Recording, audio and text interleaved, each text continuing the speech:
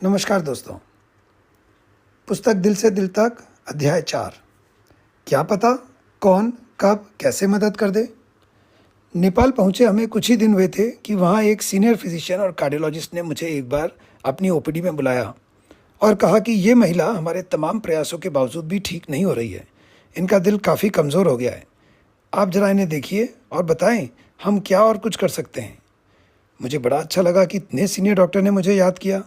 शुरू में मेरे पास काम भी कम था और मैं गंभीर मरीजों की तलाश में रहता था जिनकी मैं मदद कर सकूं। मैंने बड़ी उत्सुकता से कहा, ज़रूर सर, मैं इस केस को लूँगा। मैंने महिला को भर्ती किया, उनकी कुछ और जांचें की और दवाई वगैरह एडजस्ट की। भगवान की कृपा से उन्हें काफ़ी फ़ायदा हुआ और मरीज़ के परिजनों के साथ वे सीनियर डॉक्टर साहब भी बड़े खुश हुए। धीरे धीरे उस परिवार के साथ हमारा संबंध काफ़ी प्रगाढ़ होता गया।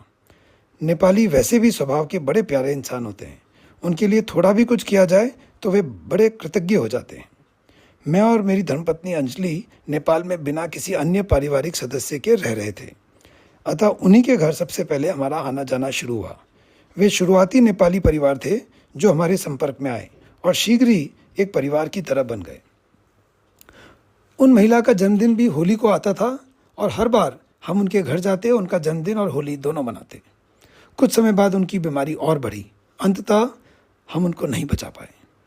उनके देहांत के बाद उनके पति ने मुझे कहा कि डॉक्टर साहब, आपने मेरी वाइफ की बड़ी सेवा की। मैं, मेरा बेटा, मेरी बहू, हम सब आपके ऋणी हैं। कृपया उसी तरह से आते जाते रहिएगा जैसे आप पहले आते थे। बिल्कुल, कहकर मैंने अपनी स्वीकृति दी। दोस्तों, समय का ऐसा खेल हुआ कि इनको, यानी कि महिला के पतिदेव को, एक गंभीर बीमारी हुई जिसके लिए हमें उन्हें दिल्ली भेजना पड़ा। वहाँ के एक बड़े अस्पताल में उन्हें भर्ती करवा दिया गया। बाद में लौटकर उन्होंने मुझे अपनी एक आपबीती सुनाते हुए कहा कि जब वे वहाँ आईसीयू में भर्ती थे, उन्हें एकाएक चक्कर आने लगे और लगा कि शायद वे मर जाएंगे। उनकी धड़कन बहुत कम हो गई थी। यह देखकर नर्स भी घबरा गई। उन्होंने कहा कि सिस्टर, प्लीज़ डॉक्टर को बुलाओ वरना मैं मर जाऊँगा। सिस्टर कुछ और इंजेक्शन वगैरह देने लगी, लेकिन बीच बीच में उन्हें बहुत तकलीफ हो रही थी। उन्होंने कहा कि नहीं, आप डॉक्टर को बुलाओ। नर्स फिर दौड़कर ड्यूटी डॉक्टर को बुला लाई। उनके आश्चर्य की तब सीमा नहीं रही जब डॉक्टर ने कहा, इनको तो पेसमेकर लगाने की ज़रूरत है, जो मुझे लगाना नहीं आता है। ये रात करीब 2 बजे की बात है। कोई सीनियर डॉक्टर था भी नहीं। सो उसी जूनियर, एकदम साधारण दिखने वाली नर्स ने उस वक्त कहा, डॉक्टर साहब, आप प्रयास कीजिए, मैं आपको बताती हूँ। एक विधि होती है जो उसने उस डॉक्टर को बताई कि किस तरह से वे टेम्पररी पेसमेकर लगा सकते हैं। जूनियर डॉक्टर ने नर्स की बातों को फॉलो करते हुए मुझे पेसमेकर लगाया।